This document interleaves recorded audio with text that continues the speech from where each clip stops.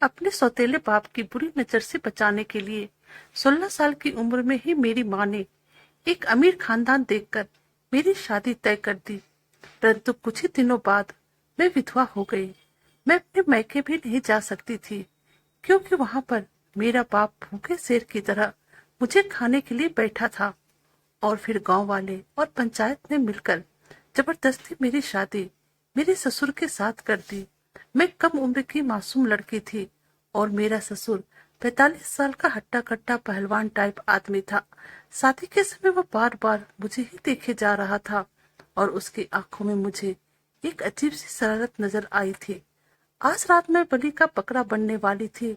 जिस तरह कसाई के सामने एक बकरा बेबस होता है, आज मैं भी सुहाग रात के समय अपने आप में बेबस और लाचार नजर आ रही थी।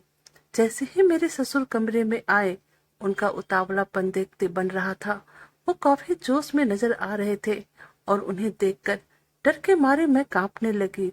और उस ठंड के मौसम में मैं पूरी तरह पसीने से भीग गई थी। ऐसा लग रहा था जैसे किसी ने बाल्टी भर पानी मेरे तन के ऊपर डाल दिया हो। और फिर अचानक से मेरे ससुर मेरे दोनों हाथ पकड़कर न जाने कितनी देर, मेरा नाम रूपा है और मैं अपने नाम की तरह ही खूबसूरत थी, परंतु गरीबों को खूबसूरत होना उसके लिए सबसे बड़ा अभिशाप होता है। भगवान ने मुझे सुंदरता तो दे दी थी, परंतु मेरे नसीब को काली स्याही में रंग दिया था, और जिसकी कीमत मुझे 16 साल की उम्र में ही चुकानी पड़ गई थी। न चाहते हुए भी मेरी माँ ने मेरी शादी 16 साल की उम्र में कर दी, क्योंकि मेरे पापा का देहांत बचपन में ही हो गया था। उसमें मैं मात्र 3 साल की थी। एक जवान अकेली विधवा औरत आखिर अपने बच्चे की परवरिश किस तरह से करती। रोज रोज अपनी इज्जत तार तार करने से अच्छा मेरी माँ ने शादी का फैसला लिया। और फिर उन्होंने अपने जान पहचान के एक आदमी से दूसरी शादी कर ली। मेरी माँ जानती थी कि वह जिससे शादी कर रही है वह अच्छा आदमी नहीं है। वह बहुत ही दारू पीता था और अपना आधा पैसा दारू में ही उड़ा दिया करता था, परंतु वह काम करता था, इसलिए हमारे घर का खर्च चल जाता था। नहीं तो जब मेरे पापा की मृत्यु हुई थी तो मेरी माँ कई दिनों तक मुझे लेकर सड़क के किनारे बैठी रहती थी और भीख मांगकर मेरा गुजारा कर रही थी। रात होने पे मेरी माँ अपनी इज्जत बचाने के लिए इधर से उधर भटकते रहती थी, क्योंकि दिन में जो इंसान भलाई का मुखौटा पहनकर चलता था, रात में वह अकेली औरत को देखकर हैवान बन जाता था। और इन्हीं सब कारणों से मेरी माँ ने उस आदमी से दूसरी शादी की, क्योंकि उनके पास रहने को छत था। मेरा सौतेला बाप बहुत दारू पीता था, परंतु वह कमाकर भी लाता था। और फिर किसी तरह मेरा बचपन बीता और अब मैं 14 साल की जवान लड़की हो गई थी। परंतु मेरे सौतेले बाप की गलत नजर हमेशा मुझ पर ही रहती थी। वह किसी न किसी बहाने मेरे पास आते रहता था। मेरी माँ दूसरे के घरों में झाड़ू पोछा का भी काम करती थी, और जब माँ घर पर नहीं रहती तो मेरा सौतेला बाप जानबूझकर कभी मेरी पीठ को सहलाता तो कभी मेरी बाह पकड़ लेता। वह हर समय चाहता था कि कैसे मैं उसकी गंदी नजर का शिकार बन जाऊं। मेरी माँ बहुत कोशिश करती थी वह मुझे बचा कर रखे, परंतु वह मेरे बाप की हरकतों से परेशान हो गई। और इसलिए जब मैं 15 साल की हुई तो मेरी माँ ने मेरा रिश्ता ढूंढना स्टार्ट कर दिया। मेरी माँ चाहती थी मैं जल्द से जल्द इस घर से विदा होकर चली जाऊं। आखिर माँ मुझे कितने दिनों तक मेरे पिता की गंदी नजरों से बचा कर रख पाती। अभी मैं इतनी कम उम्र की थी कि मुझे शादी करने का एक जरा भी मन नहीं था। मैं चाहती थी कि मैं पढ़ूं और कुछ बनकर अपनी माँ के दुख को दूर करूं, परंतु मेरे तकदीर में तो कुछ और ही लिखा था। और जब मैं 16 साल की हुई तो जल्दीबाजी में मेरी माँ ने मेरी शादी गांव के ही एक आवारा लड़का से करवा दी, जिसका नाम सुमित था। सुमित बहुत ही अमीर था और उसका अपना खुद का बिजनेस था, खुद का घर और जगह जमीन भी था। और अमित के घर में सिर्फ उसके पापा और अमित ही थे। माँ का देहांत जब अमित छोटा था उसी टाइम हो चुका था। जब उसने मेरा रिश्ता मेरी माँ के पास भेजा तो माँ ने फौरन हाँ कर दी, क्योंकि मेरी माँ ने सोचा था कि कम से कम अमित के पास पैसों की कोई कमी तो नहीं है। अगर वह थोड़ा आवारा भी है तो क्या हुआ, बीवी आने के बाद तो सभी लोग अच्छे हो जाते हैं, और फिर मेरी माँ को मुझे मेरे सौतेले बाप से भी बचाना था, इसलिए माँ ने जल्दीबाजी में मेरी शादी सुमित के साथ कर दी। जब मैं मैके से विदा होकर अपनी ससुराल आई, वहां पर कोई औरत नहीं थी, क्योंकि मेरा पति अपने माँ बाप का इकलौता बेटा था। मैं तो बहुत खुश हो गई कि चलो, परिवार ही छोटा है और पैसे वाला भी है, और मैं खुशी खुशी उस घर को देखने लगी। वह घर छोटा ही था, परंतु बहुत ही खूबसूरत था। मेरे ससुर ने हम दोनों की आरती उतारी थी और फिर वो अपने कमरे में चले गए। सुमित भी मुझे कमरे में ले आया और फिर वह कमरे में ही सोफे पर जाकर बैठ गया। मैं उस कमरे को निहारने लगी। मैंने देखा मेरी सुहाग की सेज बहुत ही अच्छी तरीके से सजाई गई थी। छोटी छोटी कलियों से बनी फूलों की लड़ियां मेरे बेड के चारों तरफ लगाई गई थी, और उसकी भीनी भीनी खुशबू मेरे कमरे को महका रही थी। मैं बेड पर चढ़कर चुन्नी ओढ़कर सुमित का इंतजार करने लगी, और फिर मैं मन ही मन सोच रही थी, अभी तो मेरी उम्र ही बहुत कम है। मैं सुमित से पहले दोस्ती करूंगी और फिर हंसते हंसते अपने इस रिश्ते को एक नया मुकाम पर पहुंचाऊंगी। मैं घूंघट के अंदर से सुमित को भी देखे जा रही थी, परंतु पता नहीं क्यों मुझे उसकी आंखों में कुछ अजीब सा नजर आ रहा था। फिर कुछ देर बाद सुमित मेरे पास आया और वह मुझे बहुत ही गंदी नजरों से देखने लगा। उसे देखकर ऐसा लग रहा था कि उसके अंदर कुछ चल रहा था। मैं सुमित के इस तरह से देखकर डर गई, और फिर सुमित एकदम से मेरे करीब आया और एक पल में ही उसने मेरे माथे की चुन्नी निकालकर कमरे में फेंक दिया। मैं अचंभित और आश्चर्यचकित होकर उसकी तरफ देखने लगी कि आखिर उसने मेरे साथ ऐसा क्यों किया। मैं उससे कुछ बोलने ही वाली थी, उसने मेरे मुंह पर अपने हाथ रख दिए और मुझे कहा, अगर तुमने अपने मुंह से एक शब्द भी निकाला तो मुझसे बुरा कोई नहीं होगा। तुझे बहुत शौक था मेरी पत्नी बनने का और इस घर में आने का। मैं तो तुमसे शादी करने के लिए तैयार ही नहीं था, परंतु अपने पापा के कारण मुझे यह बात माननी पड़ी, नहीं तो वो मुझे जायदाद से बेदखल कर देते। लो, आज मैं तुझे दिखाता हूँ कि एक मर्द के अंदर जब गुस्सा आता है तब वह क्या करता है। तुम क्या सोची, अपनी खूबसूरती दिखाकर मुझे अपने बस में कर लोगी, परंतु यह तुम्हारा भ्रम है। और फिर उसने बड़ी बेदर्दी के साथ मेरे एक एक कपड़े मेरे जिस्म पर से उतार कर पूरे कमरे में फेंक दिया, और फिर ना जाने कितनी देर तक मेरे जिस्म को नोचता रहा, और मैं दर्द के मारे तड़पने लगी और मेरी आंखों से आंसुओं की धारा बहने लगी, परंतु उसे मुझ पर जरा भी रहम नहीं आया। आखिरी दम तक जब उसका पूरा मन भर गया, तब उसने मुझे एक तरफ सरकाकर दूसरी तरफ उलटकर खुद सो गया। उसने एक वहशी दरिंदे की तरह मेरे जिस्म को दर्द की गहराइयों में डुबो दिया था। उसे मेरे दर्द से कोई मतलब नहीं था, वह तो बस अपने आप को संतुष्ट कर रहा था। और जब उसने मुझे पूरी तरह से मसल दिया तो फिर एक तरफ होकर सो गया। मेरी आंखों से आंसू रुकने के नाम भी नहीं ले रहे थे, परंतु मेरा दर्द देखने वाला वहां पर कोई नहीं था। मेरे पूरे जिस्म पर खरोच के निशान आ गए थे और मेरे ओठों से खून बह रहे थे। कुछ देर पहले मैं जो सपने सजाए सुहाग के सेज पर बैठी थी, मेरा वह सपना सपना ही बनकर रह गया था। सुहाग रात तो मैं मना चुकी थी, परंतु वह सुहाग रात कम और दरिंदगी ज्यादा थी। अब तो मुझ में इतनी भी हिम्मत नहीं थी, मैं अपने कपड़े भी पहन सकती। और फिर मैं बिना कपड़ों पहने अपने तन पर चादर लपेटकर आंखें मूंद ली। नींद तो मुझे आ नहीं रही थी, फिर भी दर्द के मारे मैं चाह रही थी मुझे जल्द से जल्द नींद आ जाए। और फिर ना जाने कितनी देर बाद मैं नींद के आगोश में समा गई। मैं इतनी कम उम्र में शादी नहीं करना चाहती थी, परंतु अपने सौतेले बाप से अपनी इज्जत बचाने के लिए मैंने यह शादी की थी। मेरे मन में शादी को लेकर कोई खास सपना नहीं था, मैं तो बस चाहती थी कि मेरा पति मुझे समझे। सुबह जब मैं सोकर उठी तो सुमित मुझे कहीं भी कमरे में नजर नहीं आ रहा था। रात में जो कलियां खिलकर मुस्कुरा रही थी, आज वो लड़ियां बेड के नीचे एक कोने में पड़ी हुई थी।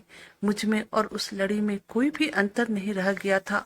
मुझे भी एक बेजान कली की तरह मसल कर छोड़ दिया गया था, परंतु अब मेरा दर्द कुछ कम हो गया था। मैं बेड पर से उतरकर कमरे में फैले हुए अपने सारे कपड़े को समेटे और बाथरूम चली गई। बाथरूम में जाकर शीशे में जब मैंने अपने आप को देखा तो मैं अपने आप को पहचान ही नहीं पाई।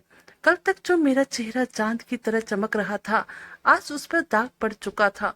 मेरे बालों में कल जो गजरे लगकर इतरा रही थी, आज वह अपने आप पर रो रही थी। मेरे शरीर में एक भी जगह ऐसा नहीं बचा था जहां पर कि मेरे जख्म के निशान ना बना हो। मेरे गोरे चमकते बदन पर नीले नीले दाग हो गए थे। मैंने चेहरे को पानी से धोया और फिर कपड़े पहनकर बाथरूम से बाहर चली आई। मैंने तो अपने सौतेले बाप से बचने के लिए यह शादी की थी, परंतु मुझे क्या पता था इस शादी के नाम पर मेरे साथ बहुत बड़ी दरिंदगी हुई थी। मैंने तो सोचा था कि कम उम्र में शादी होने के कारण मैं पहले अपने पति को दोस्त बनाऊंगी और फिर आहिस्ता आहिस्ता अपने रिश्तों को एक नया मुकाम दूंगी, परंतु मेरे सपने अब सपना बनकर ही रह गया था। मैं आंखों में आंसू लिए हुए रसोई घर में आ गई, तो वहां पर मैंने देखा कि मेरे ससुर अपने लिए चाय बना रहे थे।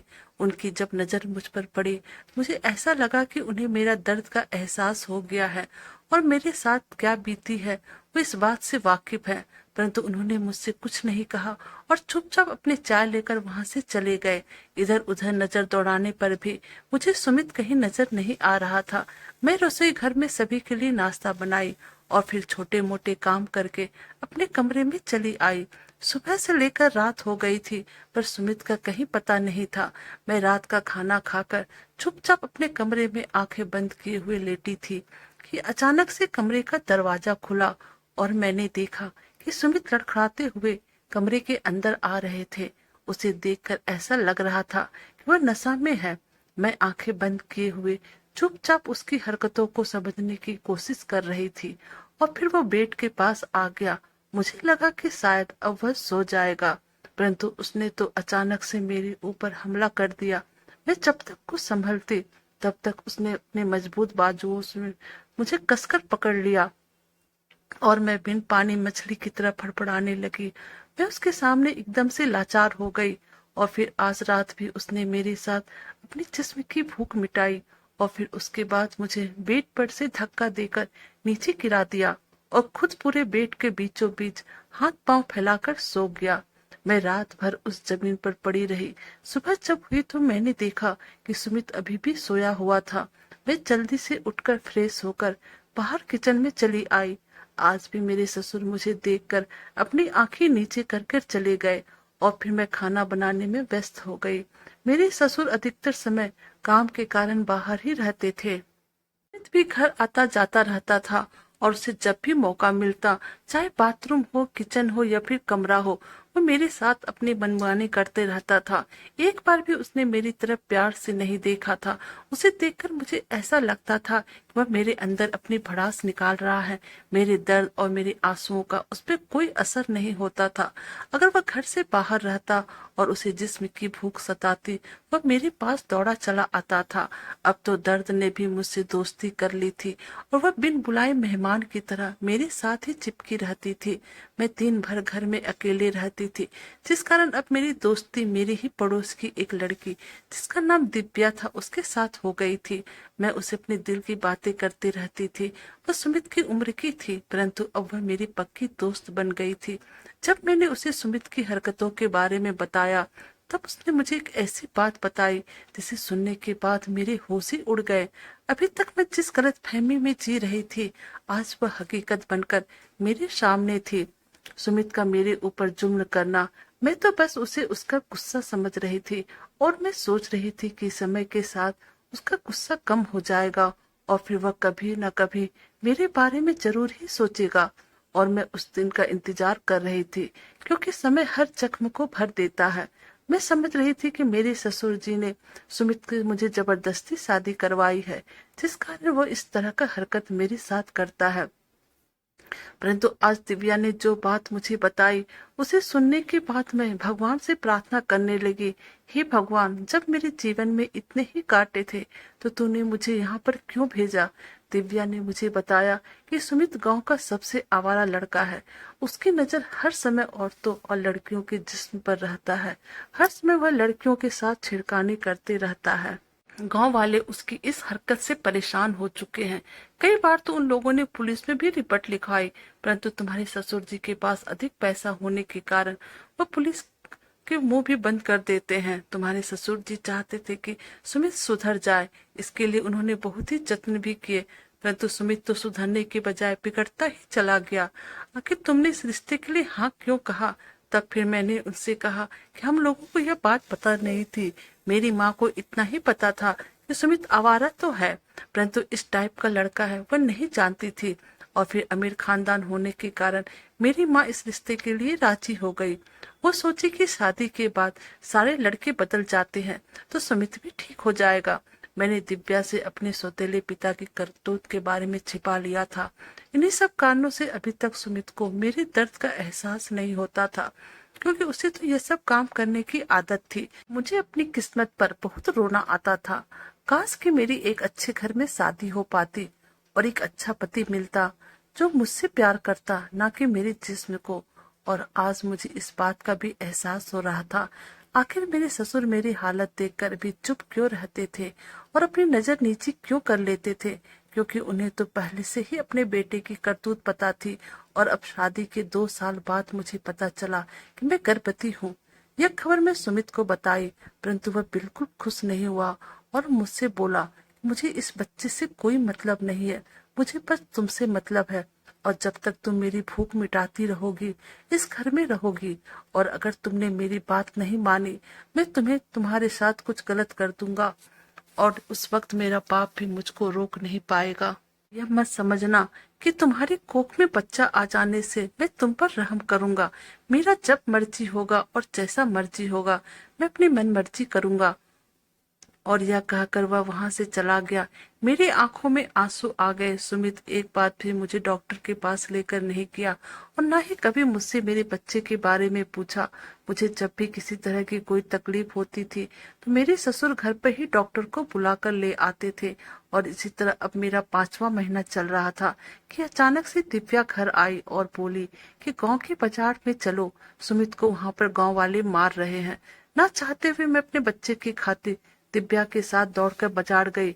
मैं अपने ससुर को भी यह खबर भिजवा दी। वह भी दौड़े दौड़े बाजार की तरफ आए, और जब मैं वहां पहुंची तो डर के मारे मेरे आंखों के सामने अंधेरा छा गया। इतने सारे लोगों की वहां भीड़ इकट्ठा थी और सभी के हाथों में डंडा था। वे लोग सुमित को मार रहे थे और सुमित अधमरा सा वहीं जमीन पर पड़ा हुआ था। उसके सर और पूरे शरीर से खून निकल रहा था। तब तक मेरे ससुर भी पहुंच गए और उन्होंने जल्दी से सुमित को ऑटो पे लाद कर अस्पताल ले गए। परंतु जब डॉक्टर ने उनका चेकअप किया तो पता चला कि सुमित की मौत कुछ देर पहले ही हो गई है। मेरे दिमाग में हजारों सवाल उपज रहे थे। आखिर क्या हुआ कि सुमित को गांव वालों ने इतने बेरहमी तरीके से मारा? और फिर जब पुलिस आई, इंक्वायरी हुई तो पता चला कि 10 साल की लड़की को पकड़कर अपने गलत काम को अंजाम देने के लिए जंगल की तरफ लेकर जा रहा था। वह लड़की चिल्लाने लगी तो गांव वाले सब इकट्ठा हो गए। वो लोग पहले से ही सुमित के हरकतों से परेशान थे।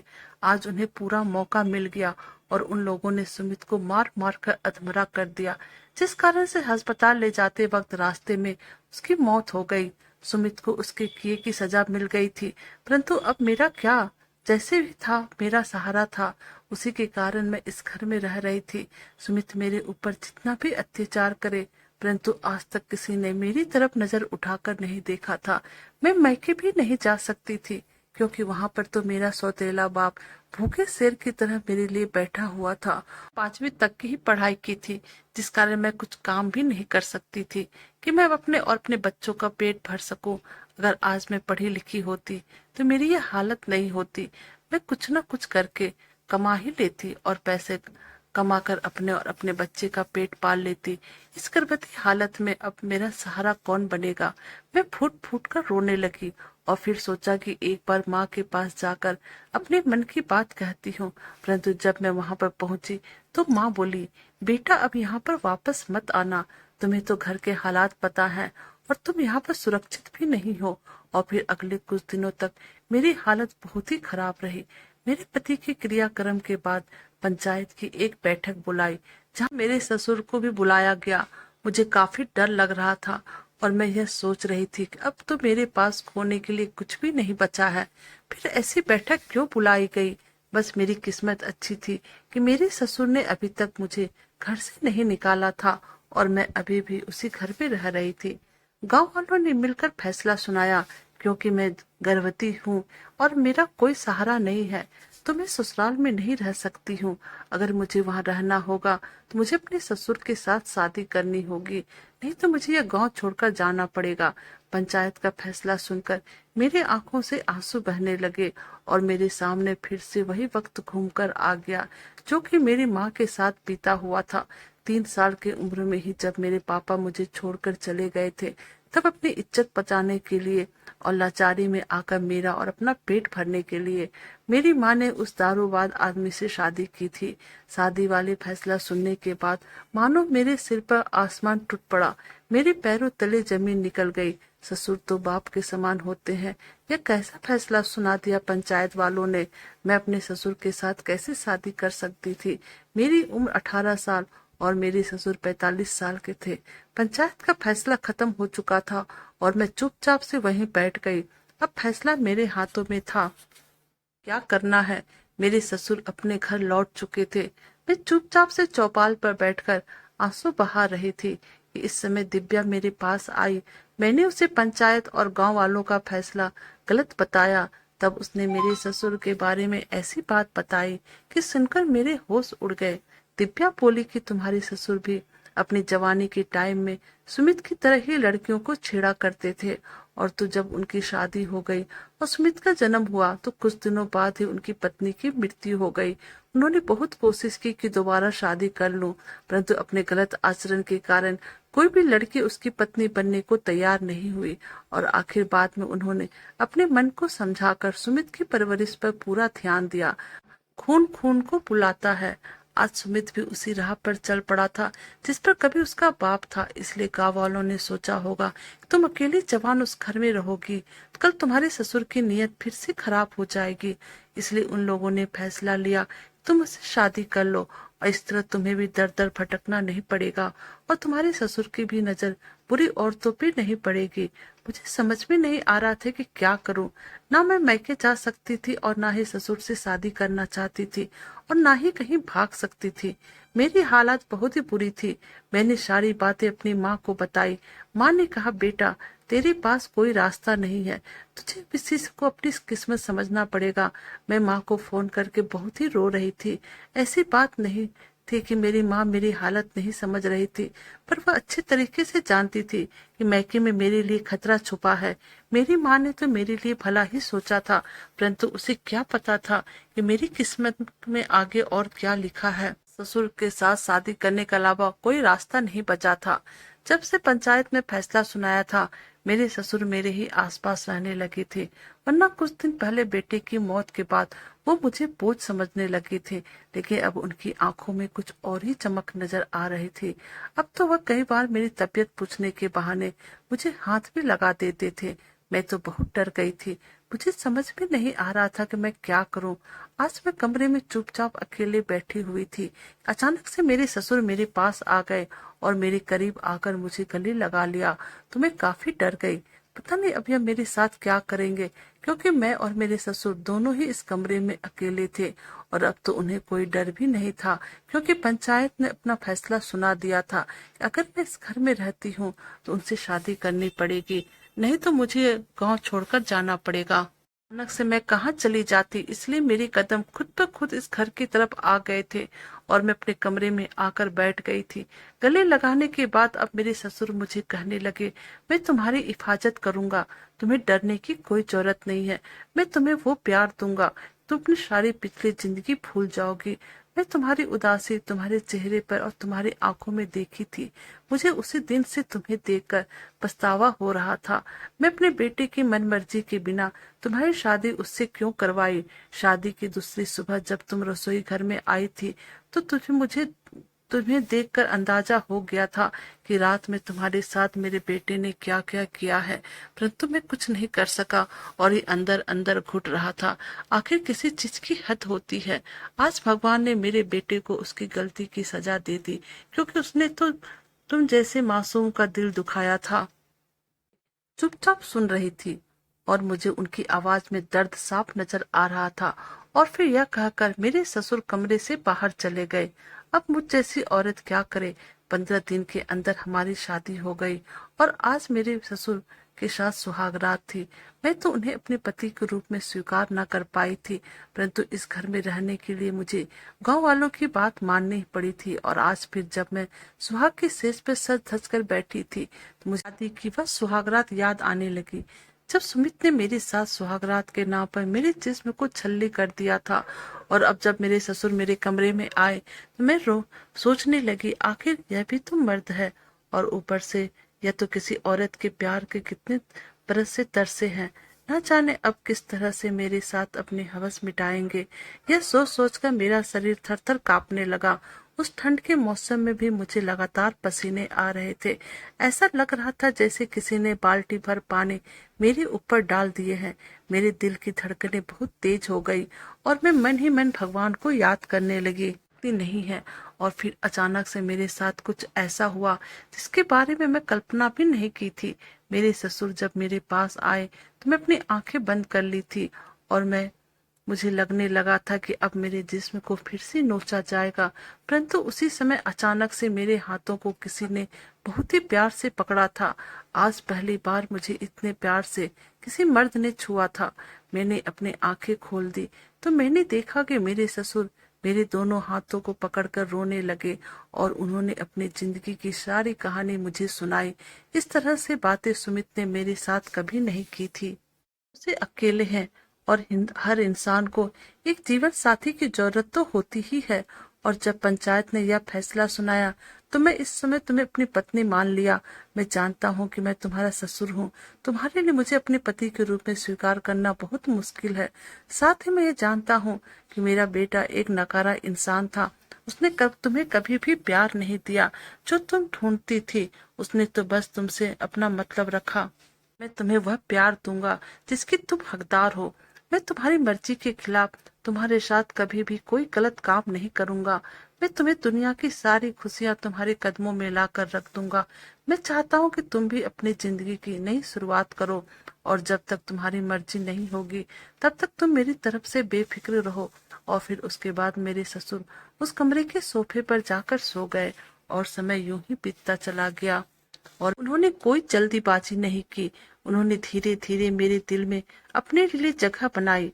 मैंने देखा कि वो मेरे हर दुख सुख में मेरे साथ खड़े थे, तो फिर मैं भी उन्हें अपना पति मान ली, क्योंकि उन्होंने मुझे अपने हवस मिटाने के लिए शादी नहीं की थी। वो जिस्म के भूखे नहीं थे, वो सच में अकेले थे और उन्हें अपना दुख सुख बांटने के लिए एक जीवन संगनी की जरूरत रहे हैं।